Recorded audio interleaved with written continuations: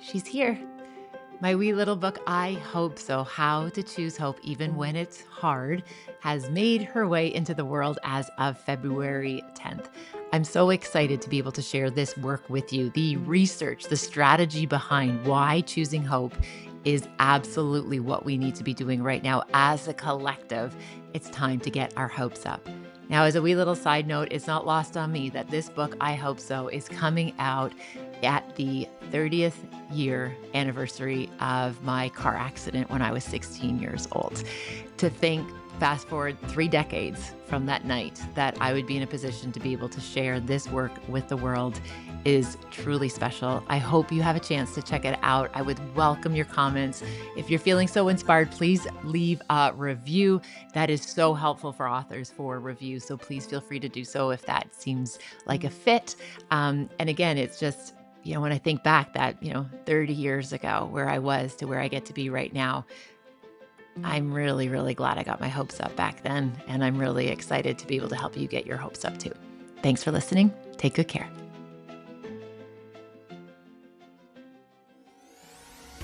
Welcome to Life by Design. I'm your host, Robyne, and I am thrilled to welcome you to this space for real conversations about how we live, how we show up day in and day out, because the quality of our life is shaped by our habits. What we do in ordinary time allows us to be extraordinary. We can unpack what it takes to truly live well and be well in real life. Welcome to Life by Design. And I'm just so excited that you're here. Welcome back to Life by Design. Today, I'm thrilled to share with you an interview with the one and only Rory Vaden. Now, he is a New York Times bestselling author. He is an 8-figure entrepreneur, Hall of Fame speaker, TEDx with over 5 million views. He also is part of the group Brand Builders Group with his wife and co-founder, AJ Vaden. And let me tell you, this is like pulling back the curtain on how you can take that calling on your heart to be of service and turn it into a business. He also gave a very, very generous offer to all of the listeners. So be sure to check out that. Again, please tune into this episode with the one and only Rory Vaden. This was a treat. I might have ended up in tears, but the good kind.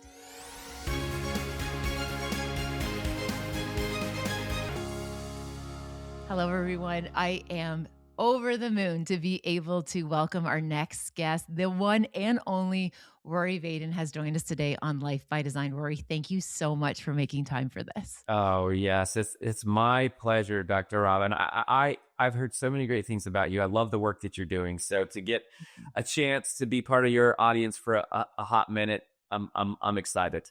Oh my goodness. Well, I'm here for this. So thank you so very much. Now, Rory, I came across your work back and I believe it was 2012 with Take the Stairs. And I love so many parts about that book. And then seeing these other iterations of your career when you started to explore the pieces around performance and productivity and that intersection between how we're kind of doing what we're doing, where we want to get to go, how we define success.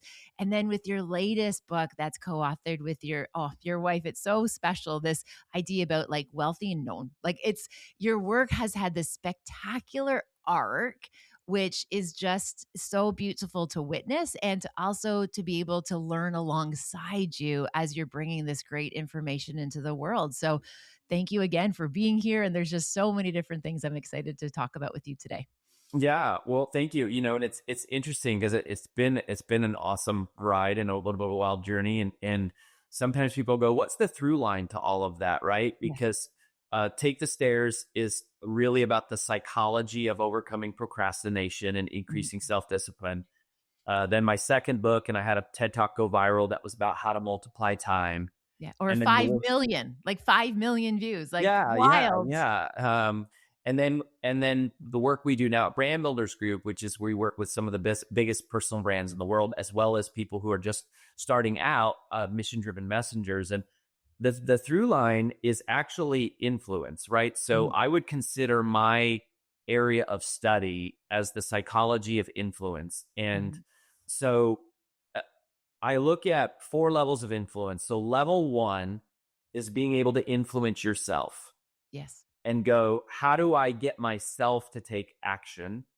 Um, Level two would be influencing another person, which is actually would be sales. That was our first company was a sales training company my wife and I built to 8 figures. We had some other partners. We sold that. Um, then level three influence is influencing a group of people, which would be like leadership and multiplying time in the work we've done there. And then level four influence is influencing a community, like creating a Yes. movement, which is really what we do, today at Brand Builders Group and our various clients, John Maxwell, Lewis Howes, and Eric Yeah. Thomas, and Amy Porterfield, and Cody Sanchez. These clients are people who are really creating a movement in the world. But it all comes back to that psychology of how do you get yourself and other people to do things you don't want to do. And the Yes. metaphor that, started it all was Take the Stairs, which was Yes. that first book. So it's fun to meet someone who's familiar with the whole arc of everything we've done. Yeah. And I can share with you as a behaviorist, one of the things that really stands out in your work is there's a degree, first and foremost, that it's very research informed. Like these aren't hype cycles. These aren't just kind of like ideas that maybe would work in a one off scenario.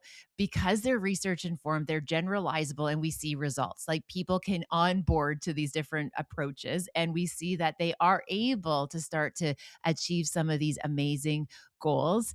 And the other through line that I also see looking at your work as an outsider is that you've never deviated from the value system. Like it's all about trust. This isn't about manipulation. This isn't about like some of the things that unfortunately in some of these spaces when we talk about influence, there's this idea that it's coming from a little bit of a shady a shady origin.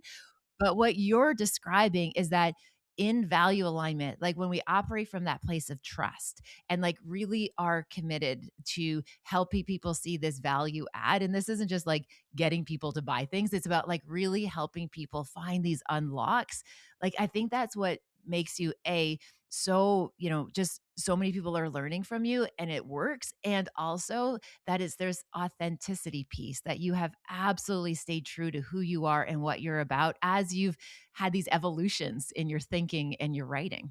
Well, thank you for that. And, this most recent book that I wrote, co-authored with AJ, so it was my fifth book, but her first, and we co-authored it. One of our deepest held beliefs and also an observable data point in what has helped us make money and help other people make money is we really believe that the best marketing in the world is a changed life. Yes. And so whether you come at it from an altruistic perspective, as we do in our clients, as I mentioned, we call our clients mission-driven messengers, these people who want to make a difference in the world. You go, yeah, we want to make a difference in the world, not because we want money or because we want fame or we need to feel important, but because we get satisfaction of seeing other people succeed and actually creating a result. But it turns out that is the best revenue generating strategy as well, is to go, I'm not just trying to sell stuff to people. Like in our world, the sale isn't made when a transaction takes place. The sale happens when the result has been experienced by the person on the other end. And I say sale, like a sale could certainly be like a business, transaction, but even with yourself, right? It's like it's not the moment you set the goal that really matters. It's the moment that you achieve the goal. And it's so that the transformation actually has to kind of manifest and come to completion.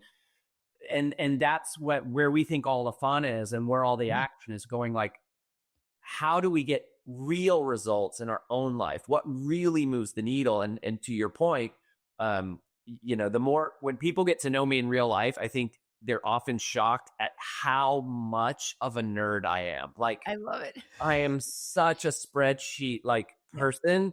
I have one of my friends got me a t-shirt for Christmas that says I love spreadsheets, because it's just like we're so into the data. Yes. And that's because we're trying to as you say, we're trying to find things that change lives, including our own lives in every area. So, I think that's where we are super aligned with you. Yeah, which is just absolutely remarkable. And as somebody who loves a good data informed decision, like it's one of those things where, and I often talk about when, just to riff for a moment is, when, just recently I was supporting a large group and, they were navigating some, difficult change seasons. And I asked the leader after, I kind of pulled him aside during this workshop and I said, Was your like the reason you did this change, the reason you implemented this change, I'm like, are you good with it? And he looked at me and he goes, "Yeah, Robin, I'm so good with the reason why we're doing this." And I said, "Okay, my invitation, could you go back into that room and tell the people your reason? Because as long as your reason is good, it's a reasoned approach and you can share again, it's not just always about the data, but it's like it's the heart in the data we often talk about that what is that showing you? Like we're going to have a difficult season right now with we're, navigating this change, but what you're able to show with really solid data is that where this is going to put us, the trajectory that where this particular organization is on, this is going to be that messy middle. But because your reasons are so good and the data is backing it up, they're going to be in a better place. Like it's going to be good. And again, I love this component to what you're describing about using our data, making good ideas, nerding out, so to speak, on some of that. That's a beautiful place to be, and it actually can help us weather some of those difficult seasons, those difficult moments when we are building and co-creating futures. Yeah, totally. And ultimately, it's not about data, it's about people, right? But Yes. data is proof in many Yeah. ways, or data points to the proof to go, yeah, Yeah. this isn't just an opinion. This is actually something, and it's not just about, oh, marketing and sales and business. It's going, what are the things that move the needle in people's relationships and in Yes. their spiritual walk and in their Yeah. health, and going, let's spend our time exploring truth rather Yeah. than what's popular or what's viral or what's convenient or what's comfortable. We use the metaphor of the escalator world for all of that. Like Yes. most of the world is seeking convenience and comfortable and ease and Mhm. popular. And we're going, no, if you look at everyone who's been successful in any walk of life, health, finances, business, leadership, personal relationships, success isn't about taking the escalator. Ever. Success is about taking the stairs, Yes. doing the things that other people aren't willing to do. And it's not complicated. It's not easy, but it is simple. Yeah. And the sooner that people get into that mindset of going, I'm going to stop wasting time looking for shortcuts. I'm going to stop Yes. wasting time trying to find the magic potion or the secret pill. And I'm going to instead just lock in on truth. And I'm going to Yeah. lock in on proof. And I'm going to lock Yeah. in on data. And I'm going to lock in on what actually works. Then you can get busy doing what needs to be Yeah. done to transform your life. And it works in every part of your life. And Yeah. that's, you know, just really inspiring to watch when that happens for people. Yeah, 100%. And I'm so curious that belief system. And I remember a line, and I had underlined it in your book, and then I went back to try and find it. And I believe it was attributed to your mom, where you said, enjoyment isn't a requirement for doing the thing. Yeah, that's a true story. It is for my mom because Oh my goodness. I it's love a good, 100% my yeah. mom. So I was Please raised tell by me a about it. single mom, Yes.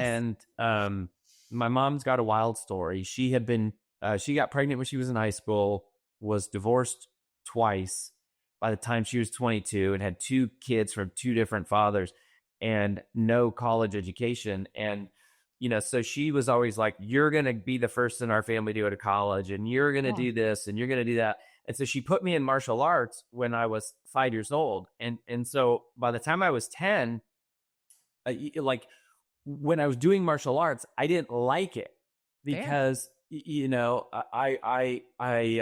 I remember I was in this tournament and I lost to a girl, which is okay, but like wasn't like my favorite thing, right? And I was Dude, just like, it's not okay. I The little know I don't ego like of it. this. I don't. This Yes. isn't fun for me. Yeah. And my mom was like, "That's okay because enjoying it isn't a requirement of doing it." And I'm so grateful for that lesson because we learn that as kids, but then we become these sophisticated, intelligent adults, and all too quickly we lose sight of that all important truth that enjoying it has nothing to do with doing it. They're completely independent, like irrespective things. And you go, the most successful people in the world and in business are not focused with enjoyment. They're focused on doing what needs to be done. And one of the other, I'd say, most significant paradigm shifts that comes from that Take the Stairs book is something that we call the pain paradox, Yes. which says that easy short-term choices lead to difficult long-term consequences, and inversely, difficult short-term choices lead to easy long-term consequences. So the message of Take the Stairs is not, hey, make your life as hard as possible, grit your way through all this stuff that sucks, just like have iron will. No, the goal is to make your life as easy as possible, but it's predicated upon an unpopular premise, but a true one that says the shortest way, the most guaranteed way, the most definite way to the easy life is to do the hardest parts of things as soon as possible. And that's it's why we use the metaphor take the stairs. It's such a practical, external sort of reminder of these internal choices that we make each and every day that lead to a better, easier, more fulfilled, happier life. But it doesn't mean that it's all, sunshine and rainbows along the way. 100%. And as a behaviorist, like my heart is smiling because when I'm working with teams and groups, like one of the things we often talk about is this idea about like, all behavior serves a purpose, right? It's either getting us closer to our goal or farther away. Like as the human condition, we will not do a behavior that doesn't serve a purpose. Again, but it could be kind of in alignment with where we're trying to get to, or it could actually be getting us farther away. And, when I'm talking to groups where we talk about this idea of like, do you have bad habits? And of course, we all have what we would consider less than optimal habits.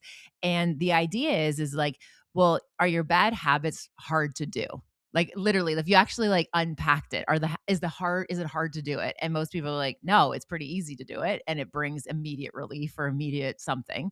And it's like, yeah, well, bad habits work on bad days. That's why they're so easy to execute. And when you talk about like taking the stairs and also just all of these pieces around procrastination and discipline and what success is, what I try to help people see is that the reason bad habits work on any day is because they're designed to be easy to execute. And if all of a sudden we do just that wee bit of that pattern interrupt where we realize that, okay, these new habits, the ones that are going to get me closer to goals, the ones that are like taking the stairs or those disciplined practices of doing the hard parts first, what's quite interesting is that when we start to build our day by design to be able to do that and be able to be okay in that discomfort, and our habits that are going to get us closer to our goals are designed to be able to be executed on any day, not just on good days, we start to see real results for people where all of a sudden they're like, wow. And so often I know when people reflect back and they're like, okay, Robyne, like, 99% of the time you're good, right? Like 1% is pretty much, my status quo of not being so good. They said, well, what do you do? And I'm like, you're not going to like the answer because it's not exciting. It is boring. It is not like how I design my day. It is in that principle that it just makes things make sense in terms of where I'm going, Rory.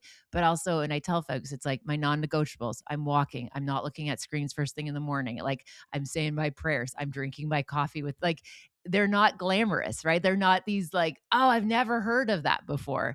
But the consistency compounds, right? The consistency compounds. And all of a sudden, you're on a, 1,100-day streak of walking every morning and your life is radically transformed and you're healthier than you've ever been. And people are like, oh, what pill did you take? Or what did you do? It's like, I literally have walked every single morning, rain, shine, snow, or sleet. And it's not fun. It's not glamorous, but oh my gosh, you get results when you lock in on what matters most and you make it matter And most. I think that's it right there. It's going, average people want today to be enjoyable. Ultra performers want the long term to be enjoyable, right? Like what's exciting is the result. And it's I've thought about this before. That was almost like if I had to like boil my whole life's work down or something into Yeah. one sentence, it would probably be think long term. Like I Love. think that's the single biggest difference between ultra performers and average performers is they think long term. And even if you fast forward to what we do now at Brand Builders Group, where we help experts and entrepreneurs become more wealthy and well known. Well, one of the things that we tell people is that the shortest path to your uniqueness is to serve the person you once were. You're most powerfully positioned to serve the person you once were. So in doing the things you don't want to do, in becoming a person that's different than you once were, in overcoming obstacles, pushing past problems, triumphing over tragedies, conquering challenges, it actually is what gives you the credibility to one Yes. day look back and help somebody else. And we would argue that your real credibility doesn't come from your degrees Yeah. or your media citations or how many followers you Mhm. have. It comes from the fact that you have walked the path, that you have personally survived the struggle, that you have Yeah. actually achieved the objective and the result. I'm in the middle of leading a 3-day training right now on becoming a best-selling author, and people, it blows their minds when they hear we've had 100 of our clients become national best-selling authors. Mhm. As of yesterday, 23 of our clients have become New York Times best-selling authors, Wow. like the hardest of the Yeah. hard To things. crack. And it's like, how do you do that? It's like, we're serving the person we once were. Like, I Yeah. once was a broke first-time author in my 20s with no money and no fame and no notoriety and no Yeah. connections and no publishers. And yet we figured out how to pull that off through a system of trust and activating our own network Yes. rather than trying to sell to strangers. Yes. And we've been able to replicate that again and again. Well, the credibility comes from the fact that we're not talking in theory. We're Yeah. serving the person that we once were. And again, it's this amazing divine intersection between giving my life purpose to Mhm. go, all of the pain that I endured was preparing me and shaping me and making me and molding me, not just into a great person with a great life of my own results, but it set the stage for me to have a, a purpose in life serving other people and Yes. helping other people overcome these obstacles. And it turns out that in addition to incredible purpose, it's incredibly profitable. It's this Exactly. this incredibly powerful business model to go, I can serve people tactically and Yes. teach them exactly what to do, how to do it, Mhm. when to do it. Here's the tools you need to do it, because I was willing to be someone, I was willing to become someone who endured pain and made sacrifices. And it's just like the most mind-blowing thing Mhm. to go, oh my gosh, every difficult thing I went through created this beautiful opportunity to serve other people and create, commerce and money and Yeah. revenues. It's Yeah. wild. It's beautiful. It's absolutely beautiful. It's beautiful, as Uh, as my Canadian friends say. It's just beautiful. it is quite beautiful. I can share with you again personally, like this week we happened to be dropping the third book, and I was so when you I saw I your hope workshop. so, I hope everybody. so. Available now. Available now. But what was so remarkable is having the conversations that that book has now unlocked. And, so again, it just so happened and quite serendipitous. And I don't believe in coincidences. I believe in these like perfect designed divine connections that as this wee book is making its way into the world, Rory, it's 30 years since my like pretty catastrophic car accident that I had at 16 that really became this like turning point. It changed the trajectory of my life as somebody who went from dropped out of high school, like somebody who was going through a very dark season of mental health, emotional health, and despair. Mhm. And all of a sudden, you have this miracle in motion, right? You all of a sudden are spared. You are given a second chance that you did not deserve. Yet somehow the world says we're not done with you yet, Robin. And 3 decades later, I'm studying the science of hope and what that looks like. And so to me, this is just this beautiful relationship between what you're describing. And, so when just this week I'm sitting in a room with these 50 amazing women and we're having a tea party as a book launch strategy, Rory, because where there is tea, there is hope, which is an amazing quote from a playwright, Arthur Wing Bowen, back in 1800s. It's the fact sitting around with a room of these amazing women who are talking about what they're hoping for and realizing you're absolutely right. Like there's been a blueprint that I've seen myself personally that I can speak truth to, but I've also seen it around the world that we are allowed to get our hopes up, especially when things feel rough and scary and unpredictable, because the world right now is really overwhelming. And the fact that the greatest thing that we can do is get our hopes up again. It is to be prosperous. It is to be of service, because I do believe that's the antidote to what happens, because the divisiveness and the fear, when we're operating in that fear plane, nothing good happens. But when we can come above the line, Rory, and like you're giving people a blueprint how to do that, to be in a place of building futures that are prosperous, and it's okay to be successful in our own way. Like I just appreciate the language that you put onto this experience. Yeah, I think it's some people might hear hope as like a soft skill or like, oh, that's kind of like warm and fuzzy or Yeah. wishy-washy, but I go, it's super tactical. Like the Wildly tactical. you can you the amount of our endurance is directly proportionate to the clarity of our vision, Yes. right? So you leverage long-term vision as a mechanism to endure short-term sacrifice. Yes. Like the clearer I can see the future I want to create, the more crap I'm willing to endure to make it real. That's Yeah, hope, right? exactly. That's it's just going, it's a vision, it's a desire, it's a prayer, but it's a clear picture of what I want the future to look like. If I lose that hope, if I lose that vision, or I don't spend time thinking about it, or I don't allow myself to see that, then what I'm left with is a natural default of the human design to what feels good right now, what is Exactly. comfortable right now, what is safe right now, which tends to be a bunch of indulgent type behaviors, right? So Yeah. you always pay a price. You either pay the price now, today, or you pay it later with interest. Yeah. Like that never changes. You can't go through life without paying a price. You're going to pay the price one way or the other. But somebody with hope has a picture of a future that Yes. allows them, it creates the context for them to continue making sacrifices. It pulls them through the muck. Someone who loses hope, right? This is suicide, right? Oh, Yeah. at the most extreme is to Yeah. go, I don't see a reason for existing tomorrow. I don't see a picture of the future that is better than I have now. Yes. So all I see in the future is a worse version of what I'm experiencing now. So why bother being here? Yeah.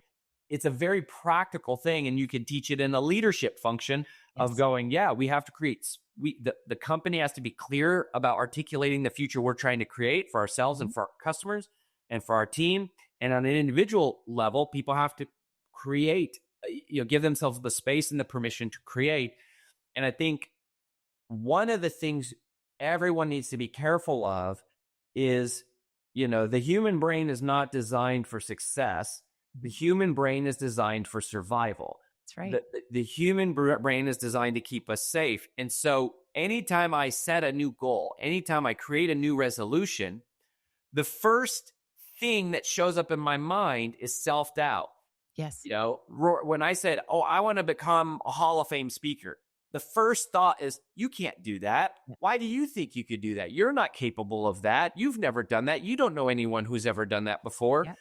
And that doesn't, when self-doubt shows up, that doesn't mean there's something wrong with you. It doesn't mean that you're doomed, like, because your brain isn't wired the right way. It means your brain is wired perfectly. Your brain is Exactly. trying to keep you safe. It's trying to keep you comfortable. It's trying to keep you alive. And how do you stay alive? You stay alive by doing things that are comfortable, predictable, things that you've done again and again. That we know which is yeah. the opposite of how you become successful. How do you Yeah. become successful? By taking risks, by learning new things, Yeah.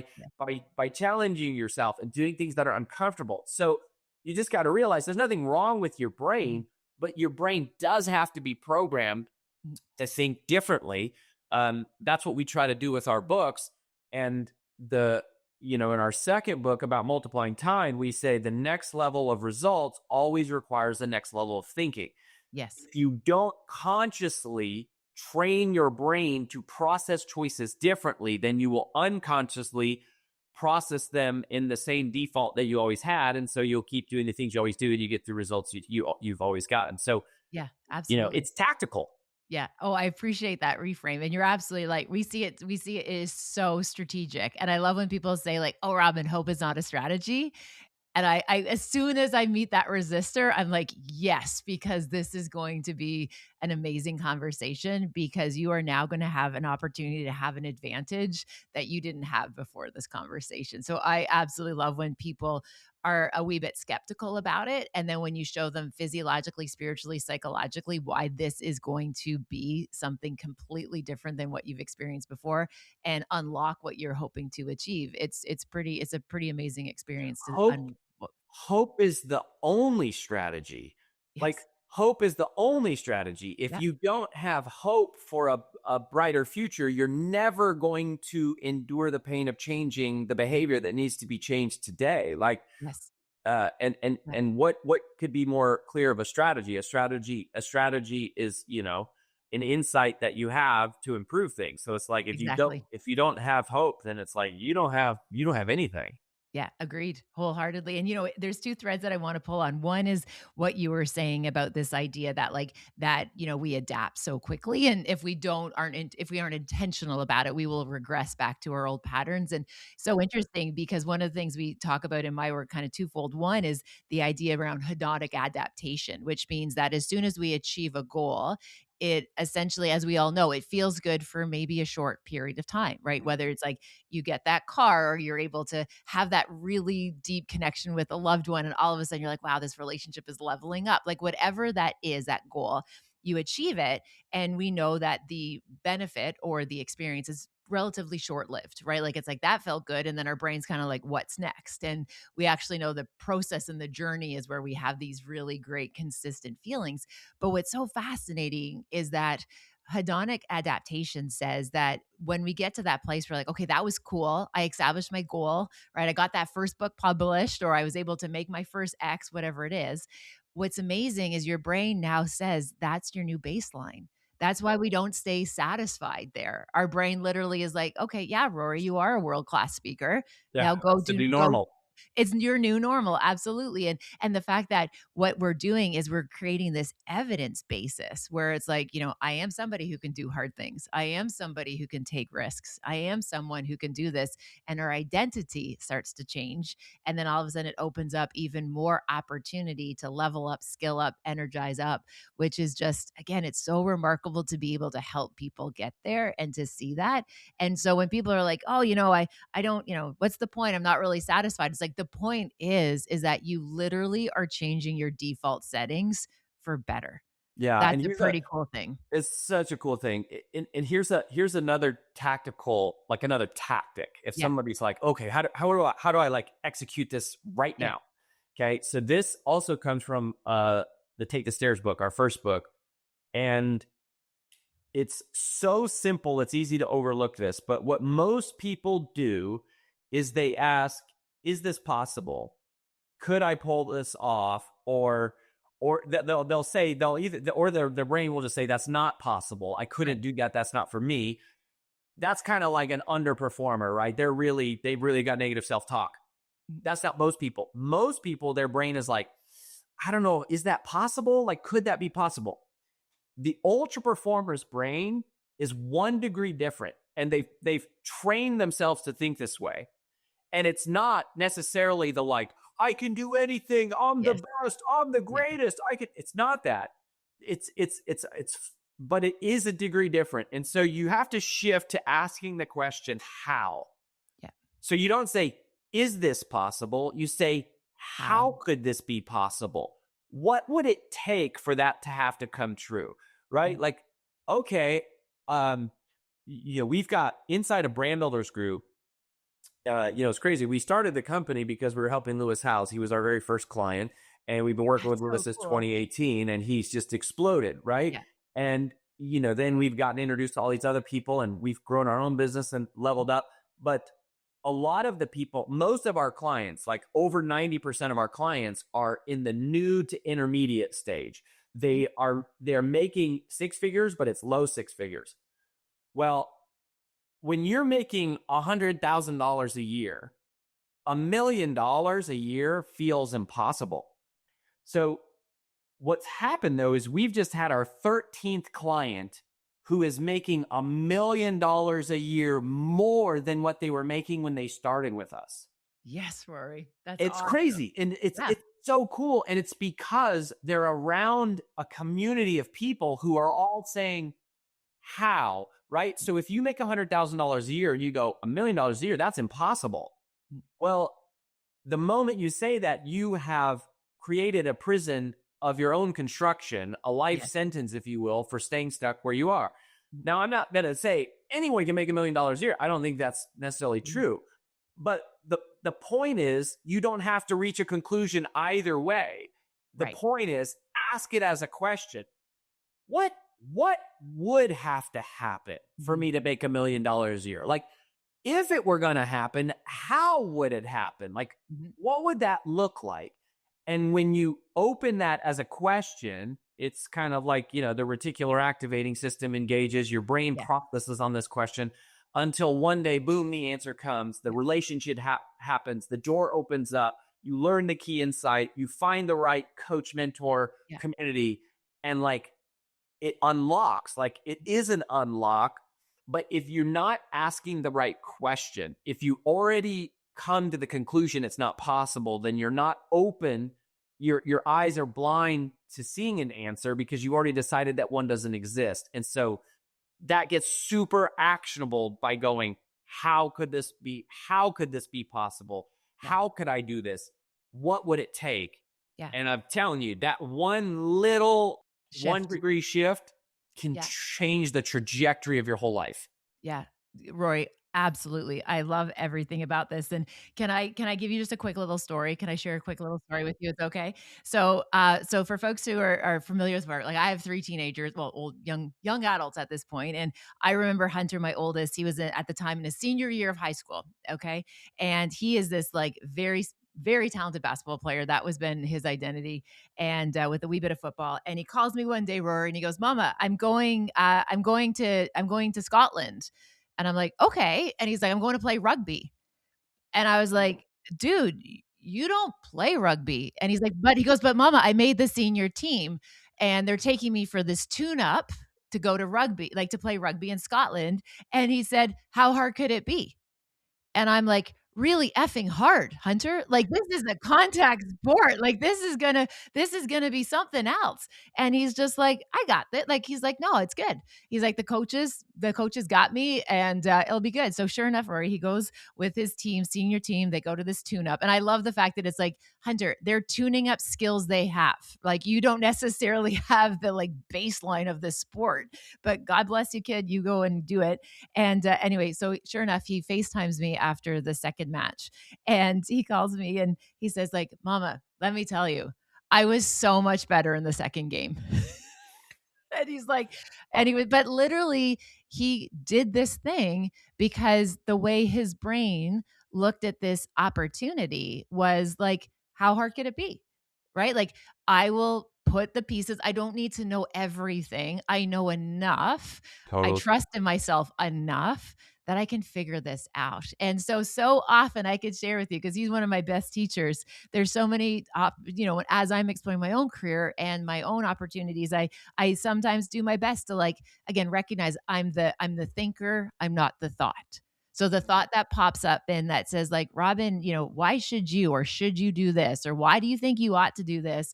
I bring myself back to say, okay, that was just the thought. I'm the thinker, which means I can think other things. I don't have to just follow that. It's not a driver. It's not a directive. It's simply just an idea. And I shift it. And so often I have said, how hard could it really be? Right. Like, really, like, how, because as you said, there are blueprints. There's people who have done this before. And when you get with the right coach, with the right group like yourselves and AJ, like this is how we can do it. Like it doesn't have to be this hard when we know the right steps to take and we execute the discipline and the commitment to follow through. Yeah, one of my favorite quotes is from a guy named Andy Andrews, who's been like a kind of a mentor over the years, and he has this such a simple quote, but he says, um, "Everything doesn't make sense right up until the moment that it finally does." So Right? true. So it's like Yeah. it's like you don't, and that's true about our identity, right? It's like, Yeah. oh, I'm not, I could never be a healthy person until the day I wake up and start being healthy. And I'm like, oh, now I am a healthy person, That's right. right? Like, oh, I could never be a best-selling author until like, and you literally are not a best-selling author Until you until the are. moment it happens. And it's like, oh, now I'm a best-selling author. So Yeah. it's like, there's not, it's not, it happens in this moment of like decision almost to Yes. go, who you were yesterday has nothing to do with who you choose to be today. Right. Like yesterday, I could have been an alcoholic. Yesterday, I could have been an abuser. Yesterday, I could have been a liar. Yesterday, I could have been unhealthy. Like yesterday, I could have not been good at speaking. Yesterday, I could have not been good at sales. Yesterday, I was a bad parent. Yesterday, I was a bad Yeah. husband. Yesterday, I was a bad leader. But today, I'm different. Yeah. Today, I learned something and I'm doing something different. Like, and it's as simple as that.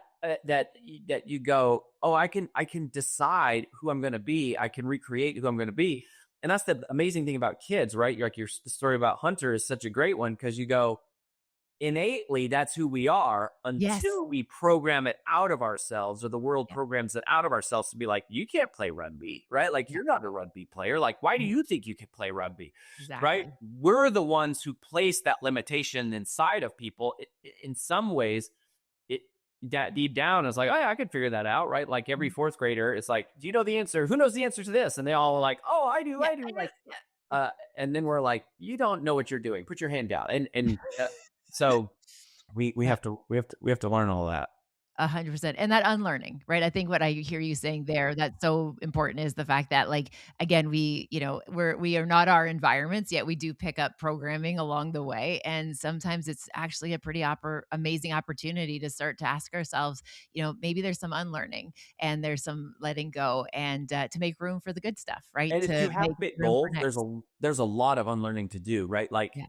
it's not normal to be a millionaire. It's Yeah. not normal to be healthy. It's not normal to have a great marriage. It's not Yeah. normal to have great relationships. Like it's normal to have struggle and pain, and we live in a world because of sin. Like we live Yeah. in a broken, fallen Yeah. world. So it's like it's you have to get unusual results. You have to have unusual behaviors. You have to have Yeah. unusual thinking. You have to be surrounded by other unusual people, right? Like Yes. you have to be around a different set of people to become a different person and learn from people who've actually done it. Otherwise, you're just gonna become, like the environment. So, but Yes. you can do that, and you can make those changes.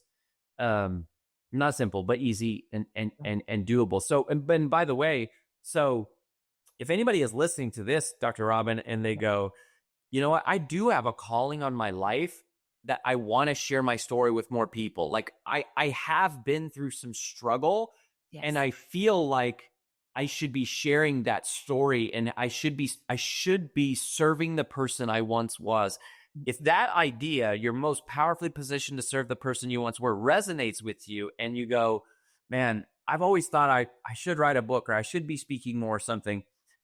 You can actually request a call with our Mhm. company, and we do the first call for free. So Yeah.